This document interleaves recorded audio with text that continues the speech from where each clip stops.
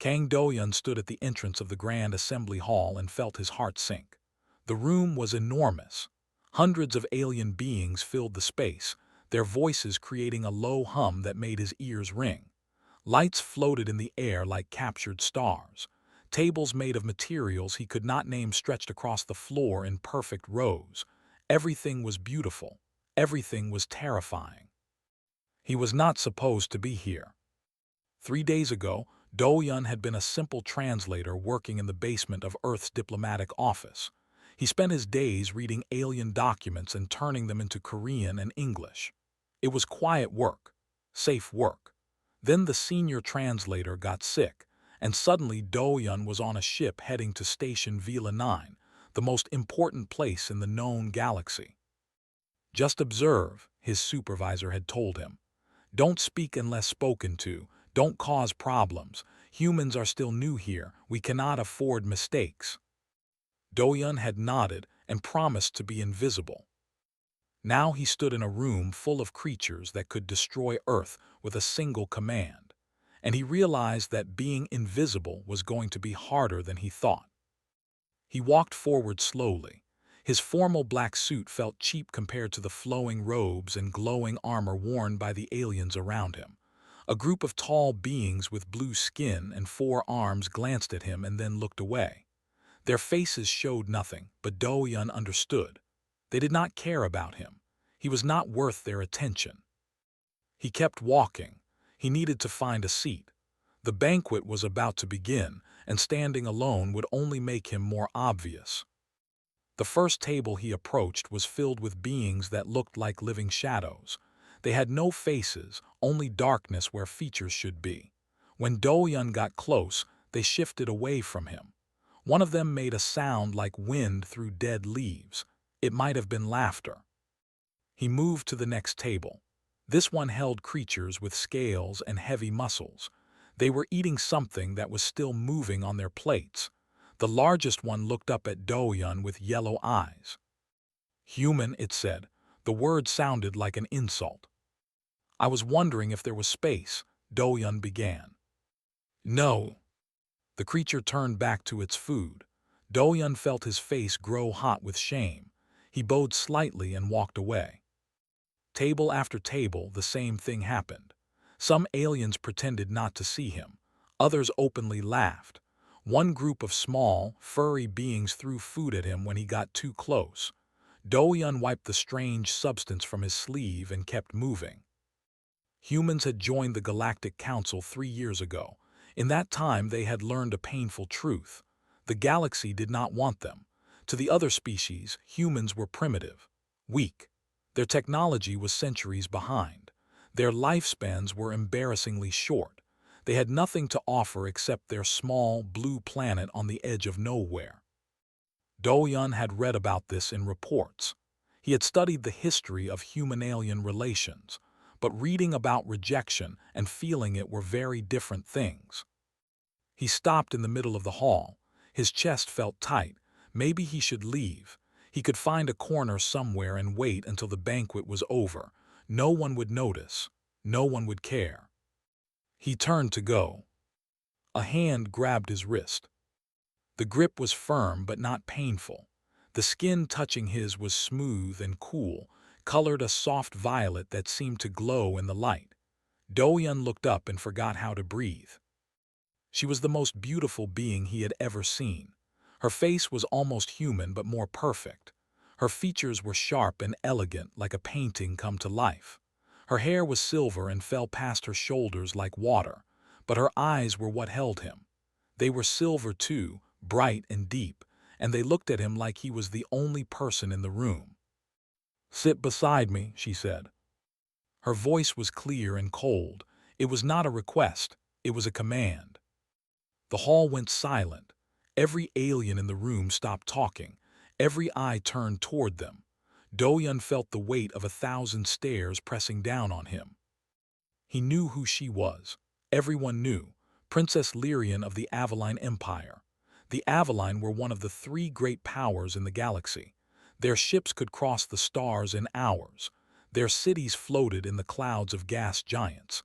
Their royal family had ruled for 10,000 years, and their princess was holding a human's wrist in front of everyone. "Your Highness," someone said. Doyun saw a large reptilian ambassador rising from a nearby table. "Surely you do not intend to seat this creature at the high table." Lyrian did not look at him. Her silver eyes stayed on Doyun. "I intend exactly that," she said. "Unless you wish to question my judgment, Ambassador Torak." The reptilian's jaw tightened. His scales shifted color, showing his anger, but he sat back down. No one questioned an Aveline royal, not even the most powerful ambassadors in the galaxy. Lyrian pulled Doyun forward. He stumbled after her, too shocked to resist. The crowd parted for them. Aliens who had refused to look at him moments ago now stared with wide eyes. He heard whispers in languages he could not understand. He heard his own heartbeat pounding in his ears. The high table was at the center of the hall, raised on a platform so everyone could see it. The most important beings in the galaxy sat there. Kings and queens and emperors from 100 worlds. And now, somehow, Doyun was walking toward an empty seat among them. Lyrian released his wrist and sat down gracefully. She gestured to the seat beside her. Doyun looked at it. The chair was made of something that looked like frozen light. It probably cost more than everything he had ever owned. He sat down. The whispers grew louder. He saw faces filled with confusion, anger, and curiosity. He saw Lady Sialwa, the senior human diplomat, staring at him from across the room. Her face was pale with shock. Doyun wanted to explain. He wanted to tell everyone that this was a mistake, that he had no idea what was happening. But he could not speak. His throat had closed up. Lyrian picked up a glass filled with golden liquid. She took a small sip and then looked at Doyun again. A tiny smile appeared on her perfect lips. "You are afraid," she said softly. "Good, fear keeps you sharp." Doyun swallowed hard. "Your Highness, I don't understand. Why me? I'm nobody." "That is exactly why," she said. "Everyone in this room has power, wealth, or ancient bloodlines. They all want something from me, but you," she tilted her head slightly. "You walk through this hall being rejected by everyone. You have nothing to offer me. No schemes, no hidden plans, just a human, alone and lost. That doesn't seem like a reason to help me." "I did not say I was helping you." Her smile grew slightly wider.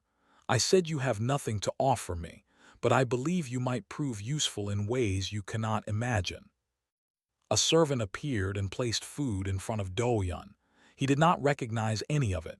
His stomach twisted with nerves. Lyrian leaned closer. Her silver hair brushed against his shoulder. Her voice dropped to a whisper that only he could hear. "You are exactly what I've been looking for, Kang Doyun." He felt ice run down his spine. She knew his name. She had been watching him. This was not an accident. "What do you want from me?" he asked. Lyrian straightened and turned away.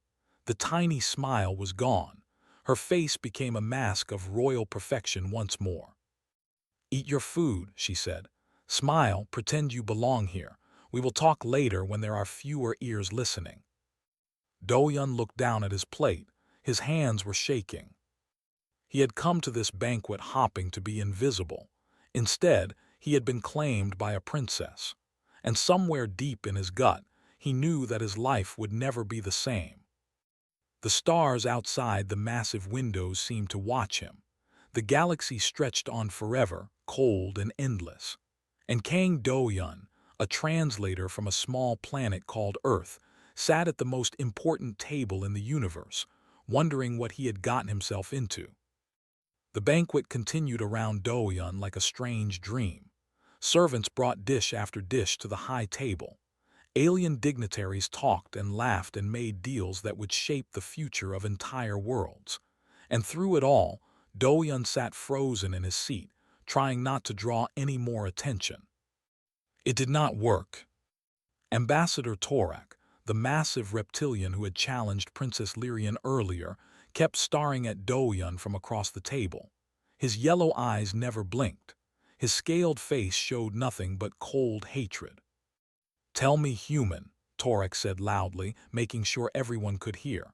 "How does it feel to sit among your betters?" The conversations around them quieted. People turned to watch. Doyun felt his stomach drop. "I am honored to be here," he said carefully. Torek laughed. It was a harsh, ugly sound. "Honored? You should be terrified. Your species has existed for what? A few 100,000 years. My people built starships before your ancestors climbed down from trees." Some of the other aliens laughed. Doyun gripped the edge of the table. His knuckles turned white. "The Kelshan Dominion is very impressive," Doyun said. His voice was steady, even though his heart was racing. "Your history is long and full of great achievements." "And what has humanity achieved?" Torek leaned forward. "You discovered space travel barely a century ago.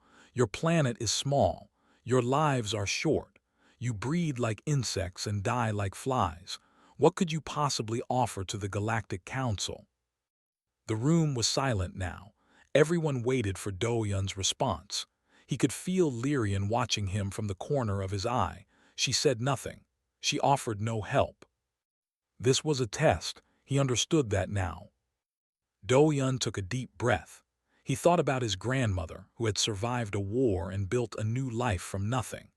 He thought about his parents, who had worked themselves to exhaustion so he could go to university. He thought about all the humans who had fought and struggled and refused to give up, even when the odds were impossible. "You are right, Ambassador," Doyun said. "Humanity is young. We are small and weak compared to the great powers of the galaxy. Our technology is primitive. Our history is short." Torek smiled, showing rows of sharp teeth. "At least you understand your place." But Doyun continued, "We are still here." The smile faded from Torek's face. "Every challenge that should have destroyed us we survived," Doyun said. "Ice ages, plagues, wars that killed millions. We made terrible mistakes and nearly destroyed ourselves many times, but we adapted, we learned, we kept going." He met Torek's yellow eyes without flinching. "The Kelshan Dominion has ruled the stars for millions of years, but you have never faced the things we have faced. You have never had to claw your way up from nothing, and maybe that is why you are afraid of us." Torek's scales darkened with rage. "Afraid of insects."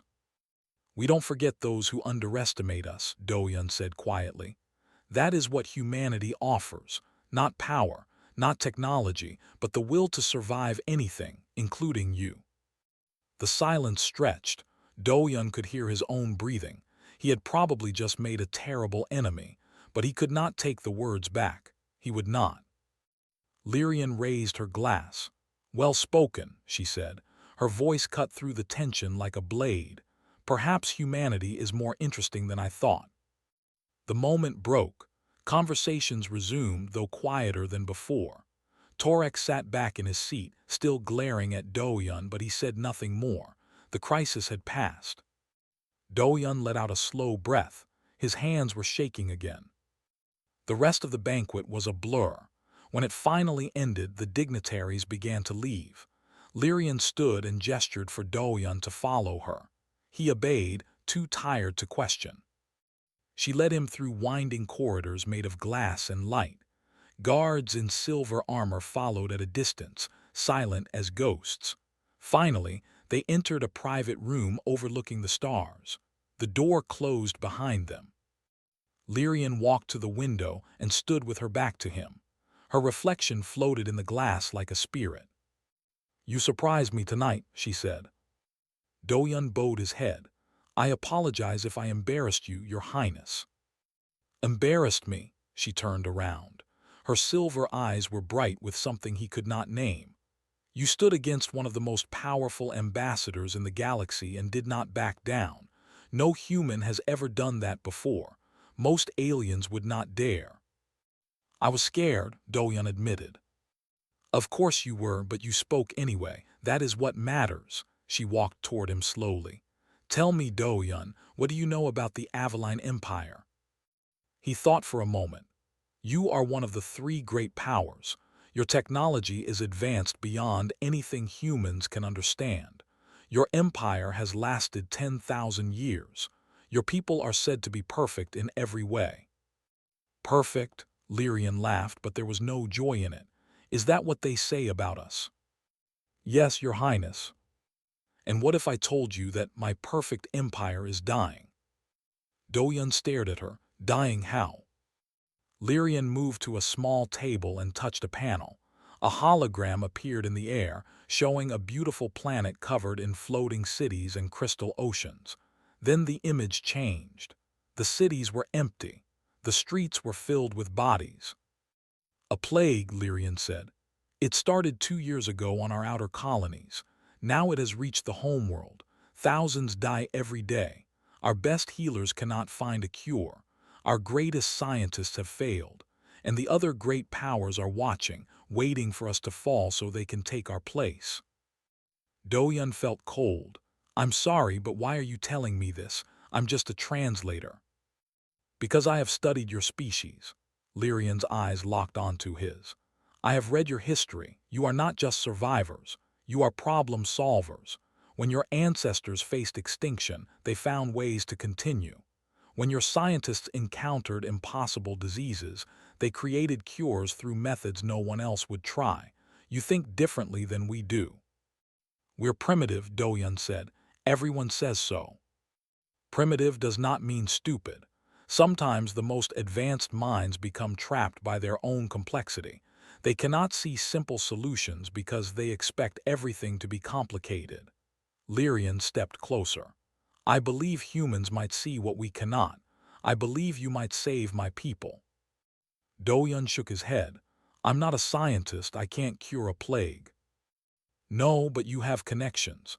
You can bring human scientists here without attracting attention. The other great powers must not know how weak we have become. If they discover the truth, they will attack." "You want me to smuggle human doctors into your empire?" "I want you to do whatever is necessary." Lyrian's voice hardened. "I am not asking Doyun. I am telling you.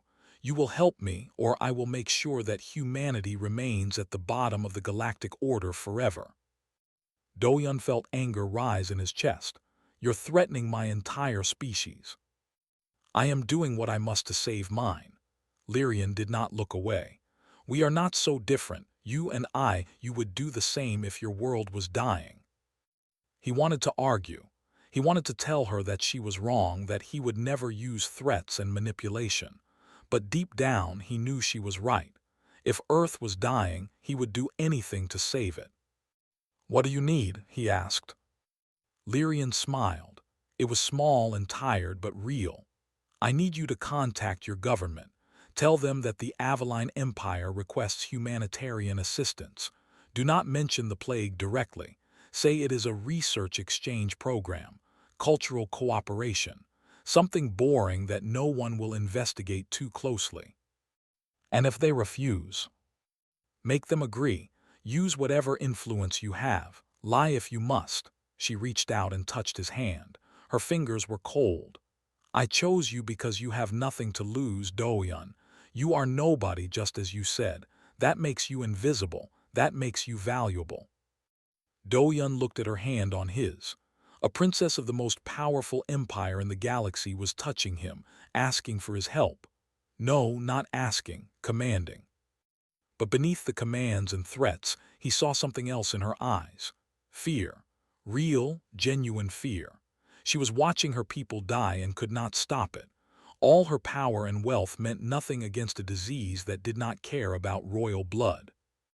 "I'll do it," he said. Lyrian nodded. She pulled her hand away and turned back to the window. "Then we are partners, Kang Doyun, for better or worse." She paused. "Do not fail me. I would hate to destroy something with so much potential." Doyun bowed and left the room. His mind was spinning. 3 days ago, he had been a nobody in a basement. Now he was part of an interstellar conspiracy that could save or doom 2 civilizations. He walked through the glass corridors of Station Vila 9, surrounded by stars, and wondered how he was going to explain any of this to his boss. The Avaline homeworld was called Ithara, and it was the most beautiful place Doyun had ever seen. Cities floated among the clouds like dreams made solid. Oceans of liquid crystal reflected the light of three suns. Towers of glass and silver stretched toward the sky, so tall they seemed to touch the stars themselves. But there was something wrong. Doyun could feel it the moment he stepped off the ship. The air was too quiet. The streets were too empty. The few Avaline he saw moved quickly, their heads down, their beautiful faces marked by fear. 2 months had passed since the banquet on Station Vila 9. 2 months of secret messages, careful lies, and dangerous arrangements. Doyun had done exactly what Lyrian asked. He had convinced the human government to send a small team of scientists to the Avaline Empire. He had called it a research exchange program, a gesture of goodwill between species. Only 3 people knew the truth. Dr. Yoon Hana was one of them. She stood beside Doyun now, looking at the floating city with narrow eyes. She was not impressed by the beauty. She was calculating, measuring, thinking about the work ahead. Hana was 42 years old and had spent her life fighting diseases. She had worked in the worst places on Earth, battling outbreaks that killed thousands. She had no patience for politics or pleasantries. She cared only about results. When Doyun had told her about the Avaline plague, she had agreed to help immediately. Not because she cared about alien empires, not because she wanted fame or glory. She agreed because there was a disease killing people, and stopping diseases was what she did. The air feels strange, Hana said, heavy. The Avaline atmosphere is different from Earth's, Doyun explained. More oxygen, takes some time to get used to. I meant the feeling, the mood. She looked at him. This place is dying. A floating platform arrived to take them to the royal palace. Doyun and Hana stood in silence as it glided through the clouds. Below them, Doyun could see medical stations set up in the streets. He could see covered bodies being carried away. He could see children crying for parents who would never answer. The palace was enormous, a structure of crystal and light that seemed to grow from the clouds themselves. Guards in silver armor escorted them through endless corridors. Servants bowed as they passed. Everything was elegant and proper and cold. Princess Lyrian waited for them in a private chamber. She looked thinner than before. Her silver eyes had dark shadows beneath them. Dr. Yoon, she said, thank you for coming. Hana nodded once. Show me the patients, show me your research, then we can talk about thanks. Lyrian's expression flickered just for a moment. She was not used to being spoken to so directly, but she recovered quickly. Of course, follow me. The royal medical facility was hidden deep beneath the palace. Here, away from public eyes, the true scale of the disaster became clear. Hundreds of Avaline lay in beds arranged in perfect rows. Their violet skin had turned gray. Their breathing was shallow and weak. Machines hummed around them, keeping them alive but not healing them. High Physician Seelith met them at the entrance. He was ancient, even by Avaline standards. His face was covered in wrinkles, and his silver hair had turned white with age. He had served the royal family for 300 years. He looked at Hana with open contempt. So this is the human expert, he said. His voice was cold. I was expecting someone more impressive. Hana walked past him without responding. She went straight to the nearest patient and began examining them. She checked their eyes, their skin, their vital signs. She moved from bed to bed, completely focused. Seelith followed, his face growing more angry with each passing moment. What are you doing? He demanded. These are my patients. You cannot simply touch them without permission. I need to understand the disease, Hana said without looking at him. Your reports are useless. Too much theory, not enough observation. Useless? Seelith's voice rose. I have studied medicine for 300 years. Who are you to call my work useless? Hana finally turned to face him. I am someone who has stopped 14 disease outbreaks. I am someone who saved 100,000 lives during the Singapore plague of 2041. I am someone who does not care about your feelings, only about finding answers." She pointed at the patients around them. "These people are dying. Every minute we waste arguing is a minute we could spend saving them. So you can either help me or get out of my way. Choose."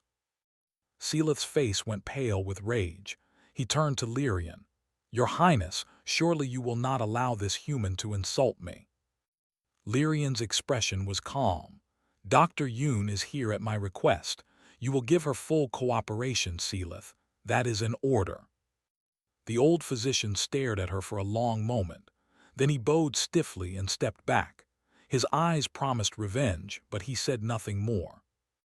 For the next 3 weeks, Hana worked without rest. She studied samples. She ran tests. She reviewed every piece of data the Aveline had collected. Doyun helped where he could, translating documents and coordinating between the human team and the Aveline staff. The work was exhausting and often frustrating. The Aveline approach to medicine was elegant and precise. They used advanced technology to analyze diseases at the molecular level. They searched for patterns and connections that took centuries to find. It was beautiful work, but it was slow. Hana's approach was different, messy, aggressive. She did not wait for perfect data. She made guesses based on incomplete information and tested them immediately. She tried things that the Aveline would never consider. She failed often, but she learned from each failure and kept moving. Seelith watched her with growing horror. "She is like a child breaking toys to see how they work," he told anyone who would listen. "This is not science. This is barbarism." But Hana did not care what he thought. She cared only about results. On the 22nd day, she found something. "The plague is artificial," she announced. They were gathered in a conference room, Doyun, Lyrian, Seelith, and the other scientists. Hana stood at the front, a hologram floating beside her showing complex molecular structures. "What do you mean artificial?" Lyrian asked. Her voice was tight. "I mean someone made it." Hana pointed at the hologram. "Look at this structure. Natural diseases evolve randomly. They have flaws and inconsistencies, but this plague is perfect. Every part of it is designed to attack Aveline biology specifically. It ignores other species completely. That does not happen by accident." "A bioweapon," Doyun said quietly. "Yes," Hana nodded. "Someone created this plague deliberately. Someone who understands Aveline genetics better than anyone should." Seelith stepped forward. "Impossible. Who would have the knowledge to create such a thing? Only Aveline scientists understand our biology at this level." "Exactly," Hana said. The room went silent. The meaning of her words hung in the air like poison. "You are accusing an Aveline of creating this plague," Seelith demanded. "That is absurd. Why would anyone do such a thing to their own people?" "I don't know why," Hana said, "but the evidence is clear. This disease came from inside your empire, not outside." Lyrian stood. Her face was calm, but Doyun could see her hands trembling. "Thank you, Dr. Yoon. We will investigate your findings." She turned to leave. "There's more," Hana said. "I believe I can create a cure, but I need access to your genetic research archives, all of them, including the restricted sections." "That is out of the question," Seelith said immediately. "Those archives contain the most sensitive information in our empire. We cannot give them to a human." "Then your people will keep dying," Hana said simply. That night, Doyun was walking back to his quarters when something hard struck the back of his head. He fell forward, his vision going dark. Hands grabbed him and dragged him into a side corridor. When he woke, he was tied to a chair in a small room. Prince Velen stood before him. Velen was Lyrian's older brother. He was tall and cold, with silver hair and eyes like frozen lakes. He had never spoken to Doyun directly, but Doyun had heard stories. Velen believed in Aveline purity. He hated that humans had been brought to the homeworld. He saw them as contamination. "The human translator," Velen said softly. You have caused quite a bit of trouble. Do-yun's head was pounding. I don't know what you mean. The female scientist, she is getting too close to the truth. Velen leaned forward. I cannot allow that. A cold realization spread through Do-yun's chest. It was you. You created the plague. Velen smiled. Clever, but cleverness will not save you, he straightened. My sister believes humans are the answer to our problems. I believe you are the cause.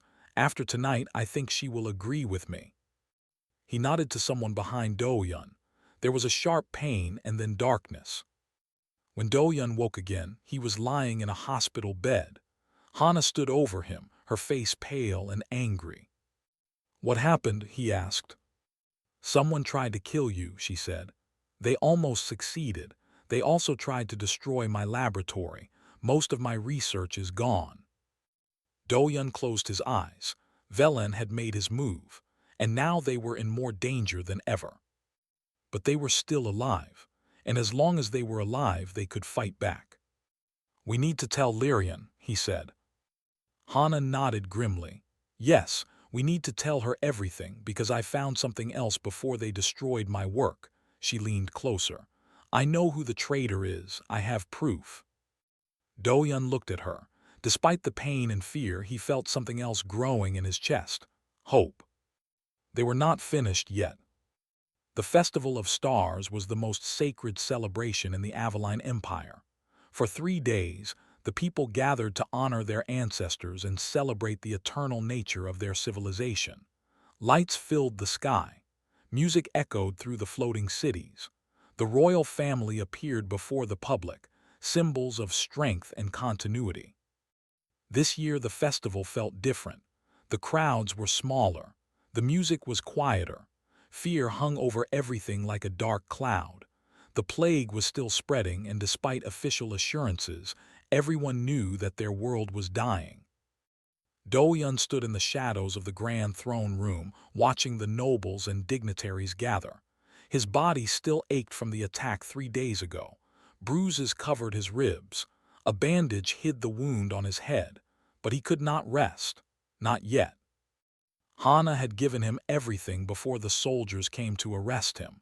Evidence, data, recordings, everything they needed to prove that Prince Velen was the traitor who had created the plague. But Velen had moved first. He had accused Do-yun of espionage. He had claimed that the human translator had been stealing Avaline secrets and sending them to Earth. He had presented false evidence that showed Do-yun meeting with unknown contacts and transmitting encrypted messages. Now Do-yun was a prisoner. He was allowed to attend the festival only because Lyrian had insisted, saying that executing him before a proper trial would embarrass the Empire. But everyone knew the truth. After the festival, Do-yun would be killed. Unless he could prove his innocence first. He watched Prince Velen standing near the throne, surrounded by supporters. The prince was smiling, confident that his plan was working. He had eliminated the human threat and protected his secret. Soon, he would eliminate his father, his sister, and anyone else who stood between him and power. Do-yun did not understand why Velen would destroy his own people. What could possibly be worth so much death? But he had learned something important in his time among the Avaline. Their empire was beautiful, but it was also rotten. Centuries of peace had made them weak. Politics and scheming had replaced honor and duty. Velen was simply the worst symptom of a disease that had been growing for a long time. Princess Lyrian appeared at the top of the grand staircase. She wore a gown of silver light that seemed to flow around her like water. Her face was calm and beautiful, but Do-yun could see the tension in her shoulders, the tightness around her eyes. She knew what was coming. She had helped him plan it. The Emperor, Lyrian's father, was old and weak. He had not spoken in public for months. His advisors made decisions in his name, but everyone knew he was dying. After tonight, either Velen or Lyrian would rule. The ceremony began. Priests chanted ancient words. Lights danced through the air. The nobles watched in respectful silence. Then Do-yun stepped forward. "I request the right to speak," he said loudly. The throne room went silent. Everyone turned to look at him. Guards moved forward, their weapons ready. "You have no right to speak," Velen said coldly. "You are a prisoner and a spy. Under Aveline law, any person accused of a crime may present evidence before the court." Do-yun's voice was steady. "This is the Festival of Stars. The entire empire is watching. Will you deny me justice in front of your own people?" Velen's face tightened. He looked at the nobles around him. They were watching, waiting. If he refused, it would look like he had something to hide. "Very well," Velen said. "Speak your lies. It will make your execution more satisfying." Do-yun walked forward. His heart was pounding, but he kept his movements slow and calm. He reached into his pocket and pulled out a small device. "This contains evidence that I am innocent," he said. "More importantly, it contains evidence of who really created the plague that is killing your people." Whispers spread through the crowd. The emperor leaned forward on his throne, his eyes suddenly alert. "I spent 2 months working with Dr. Yoon Hana, a human epidemiologist," Do-yun continued. "She discovered that the plague was not natural. It was created in a laboratory, a weapon designed specifically to kill Aveline." "Lies," Velen said. "Everyone knows the plague came from off-world contamination." "No." Do-yun activated the device. A hologram appeared in the air, showing molecular structures, research notes, and communication logs. "These are Dr. Yoon's findings. The plague was created using techniques that only exist in Aveline genetic research facilities. It could only have been made by someone with access to the most restricted archives in your empire." The whispers grew louder. Nobles exchanged worried looks. "This proves nothing," Velen said. His voice was calm, but Do-yun could see sweat forming on his forehead. "You could have fabricated these documents." "I could have," Do-yun agreed. "But I also have this." He changed the hologram. Now it showed a recording, a conversation between Velen and a shadowy figure in a dark room. "The plague is spreading faster than expected," Velen's voice said in the recording. "My father's health is failing. Soon I will control everything." "And the human scientists?" the shadowy figure asked. "They have been dealt with. The female doctor's research has been destroyed. The translator will be executed after the festival. No one will ever know the truth." "What about your sister?" Velen laughed in the recording. "Lyrian is soft. She believes in cooperation and peace. When I am emperor, I will show the galaxy what Aveline's strength really means, starting with Earth." The hologram faded. The throne room was silent. Everyone stared at Velen. "This is a fabrication," Velen said. His voice was shaking now. "A human trick to divide us." "The recording was made using Aveline security technology," Do-yun said. "Your own systems. Every word can be verified, every timestamp confirmed." He looked directly at Velen. "You created a plague to kill your own people. You plan to blame humanity for the disaster and use it as an excuse for war. You are going to murder your father and sister to seize the throne." Velen's face twisted with rage. "You are nothing," he snarled. "A primitive insect from a primitive world. How dare you accuse me?" He drew a weapon from his robes, a blade of pure energy that hummed with deadly power. "Guards!" someone shouted. But Velen was faster. He rushed at Do-yun, the blade raised to kill. Do-yun did not move. The blade struck his shoulder, cutting deep into flesh and bone. Pain exploded through his body. He fell to one knee, blood pouring onto the polished floor. But he did not stop speaking. "I am nothing," Do-yun said through gritted teeth. "Just a translator, a nobody from a small planet, but I know the truth, and now everyone knows." He looked up at Velen, blood running down his face. "You can kill me, but you cannot kill the truth." Guards finally reached them. They grabbed Velen and pulled him back. The prince struggled, screaming curses and threats, but he was outnumbered. Lyrian descended the stairs. Her face was pale, but her voice was strong. "Take Prince Velan to the prison cells," she commanded. "He will be tried for treason against the Empire." "You cannot do this," Velan screamed. "I am the heir, I am the future." "You are a murderer," Lyrian said quietly, "and you are finished." The guards dragged him away. The throne room erupted in chaos, nobles shouting, servants running, everyone trying to understand what had happened. Doyan collapsed onto the floor. His vision was going dark. The wound in his shoulder was bleeding badly. Lyrian knelt beside him. For the first time since he had met her, she looked afraid.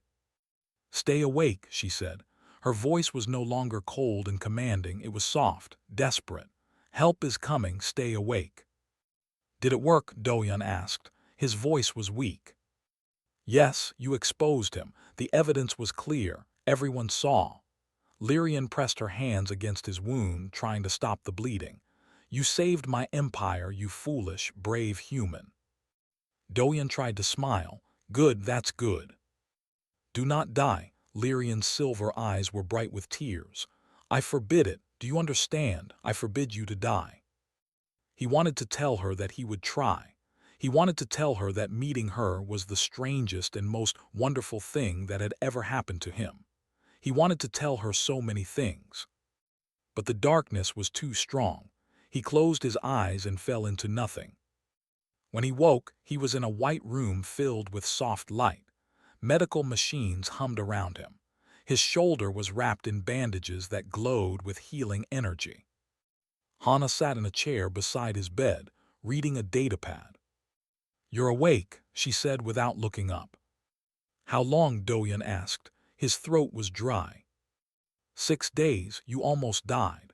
The blade damaged major arteries. If Aveline medicine wasn't so advanced, you would be dead." Doyan tried to sit up. Pain shot through his body and he fell back. "Don't move," Hana said. "You'll tear the new tissue." Velan the plague. Velan is in prison awaiting trial. He confessed to everything after the evidence became public. His supporters abandoned him immediately. Hana finally looked at him. There was something like respect in her eyes. "As for the plague, I managed to create a cure using the research I saved. It's not perfect, but it's working. The death rate has dropped by 80%. Doyan felt relief wash over him. "You did it."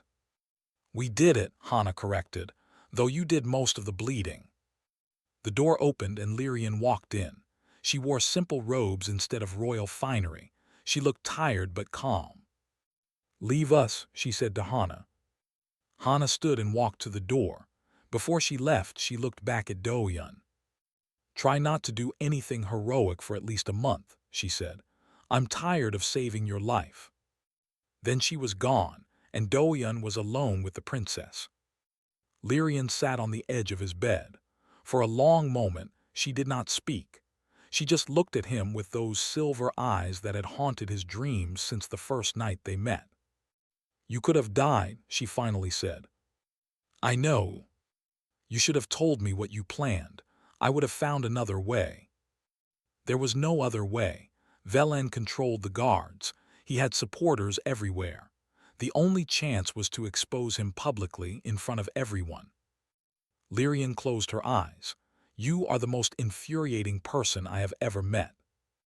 I'm also the only person who believed you when you said your empire was worth saving." She opened her eyes. They were shining with tears she refused to let fall. "Thank you, Kang Doyan, for everything." He reached out and took her hand. Her fingers were cold, but they wrapped around his and held tight. "You're welcome, princess." They sat in silence as the healing machines hummed around them. Outside the window, the floating cities of Ithara drifted through the clouds, beautiful and alive.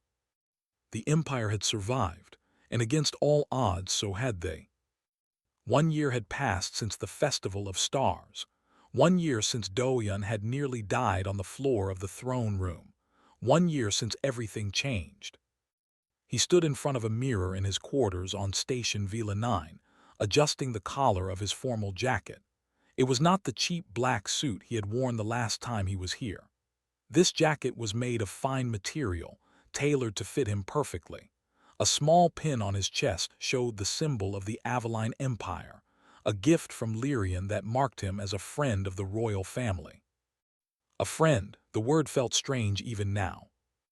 Outside his window, ships from 100 worlds filled the docking bays. The Galactic Council was meeting again, just like they had 1 year ago. But this time, everything was different. The plague was gone. Dr. Yoon Hana's cure had spread across the Avaline Empire, saving millions of lives. The crisis was over, and the empire was slowly healing. New hospitals had been built. New research programs had been started. Humans and Avaline were working together in ways that would have seemed impossible before. And Do-yun was no longer a translator. After his recovery, Lyrian had offered him a position as her personal advisor. It was an honor no human had ever received. Some Avaline nobles still complained, but their voices grew quieter every day. Do-yun had proven himself. He had earned his place. There was a knock at his door. "Come in," Do-yun said. Lady Xiaohua entered. She was the senior human diplomat, the same woman who had stared at Do-yun with shock when he first sat at the high table. Now she looked at him with respect. "The session is starting soon," she said. "Are you ready?" "As ready as I'll ever be." Xiaohua smiled. "You've come a long way from the nervous translator who couldn't find a seat." "Sometimes I still feel like that person," Do-yun admitted. "Good, that means you haven't forgotten where you came from." She paused at the door. "Your grandmother would be proud of you, Do-yun." She left before he could respond. Do-yun looked at himself in the mirror one more time, then walked out to face the galaxy. The Grand Assembly Hall was exactly as he remembered it. Lights floating in the air, tables stretching across the floor, hundreds of alien beings filling the space with their presence. But this time, he was not afraid. He walked through the crowd with confidence. Aliens who had ignored him before now nodded in greeting. Some even bowed. The story of what he had done on Ithara had spread across the galaxy. Everyone knew about the human translator who had saved the Avaline Empire. Ambassador Torak was standing near the entrance to the council chamber. The massive reptilian watched Do-yun approach with an expression that was hard to read. "Human," Torak said. "Ambassador," Do-yun replied politely. For a moment, neither of them spoke. Then Torak made a sound deep in his throat, something that might have been a laugh. "You proved me wrong," the ambassador said. "I did not think it was possible. I just did what needed to be done." "Yes," Torak nodded slowly. "Perhaps that is what makes your species dangerous. You do not know what is impossible." He paused. "The Keltian Dominion has decided to support the motion today. We believe it is time." Do-yun stared at him. "Thank you, Ambassador." "Do not thank me, thank yourself." Torak turned and walked away. "And do not make me regret my decision." The council chamber was round, with seats arranged in circles around a central platform.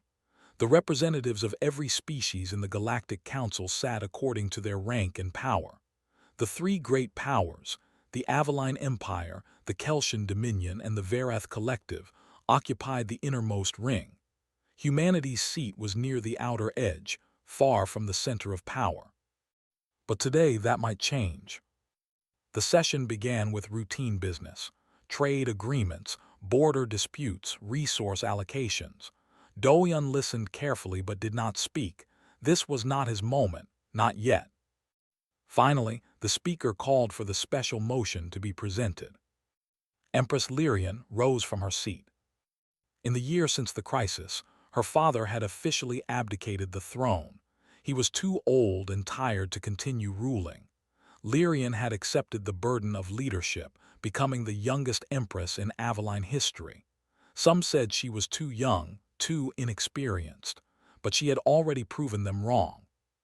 She walked to the central platform, her silver hair and silver eyes shining in the light. The chamber fell silent. "1 year ago," she began, "I made a choice that many considered foolish.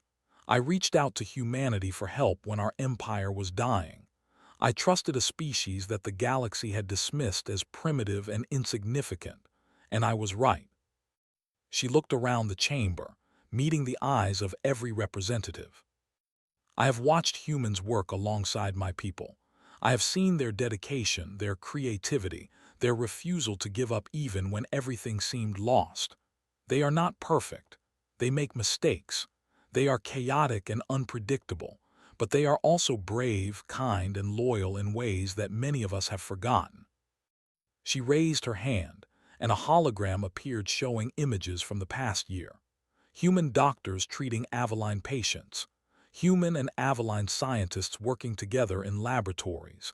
Children from both species playing in the floating gardens of Ithara. The plague that nearly destroyed us was created by hatred and fear, Lyrian said, but it was cured by cooperation and trust. Humanity did not help us because they wanted power or wealth. They helped us because it was the right thing to do. And that is why I am asking this council to recognize them as full and equal members of the galactic community. The chamber erupted in noise. Some representatives shouted in protest. Others applauded. The speaker called for order, but it took several minutes for the chaos to settle. Ambassador Torak stood. The Kelsian Dominion supports this motion. Humanity has proven their worth. More surprise, more noise. The Kelsian had been humanity's harshest critics for years. Their support changed everything. One by one, other representatives rose to speak. Some argued against the motion, listing humanity's faults and failures, but more spoke in favor, sharing stories of human courage and compassion that they had witnessed. Finally, the vote was called. Doyun held his breath. Around him, the human delegation sat in tense silence. The results appeared on screens around the chamber. In favor, 73. Opposed, 41. Abstaining, 12. The motion passed.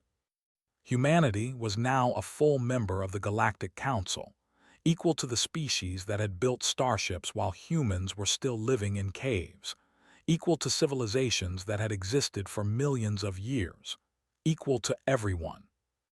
Lady Sialhua grabbed Doyun's arm. There were tears in her eyes. "We did it," she whispered. "We actually did it." Doyun could not speak. His throat was too tight with emotion.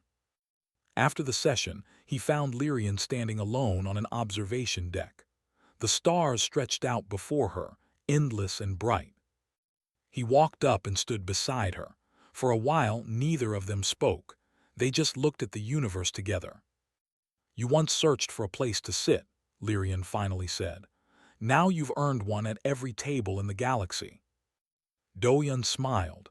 "I think I'll keep standing for now. There's still a lot to do. Such as building bridges, making connections, showing the galaxy that humans and Avaline can work together." He looked at her, "making sure that what happened to your empire never happens again." Lyrian turned to face him. The starlight made her silver eyes glow. "You could have gone home after the cure was found. You could have returned to Earth and lived as a hero. Why did you stay?" Doyun thought about the question. He thought about his small apartment in Seoul, his quiet life as a translator, the person he used to be. "Because someone grabbed my wrist and told me to sit beside her," he said. "Because she showed me that I could be more than I ever imagined. And because," he paused, gathering his courage, "because I didn't want to leave her."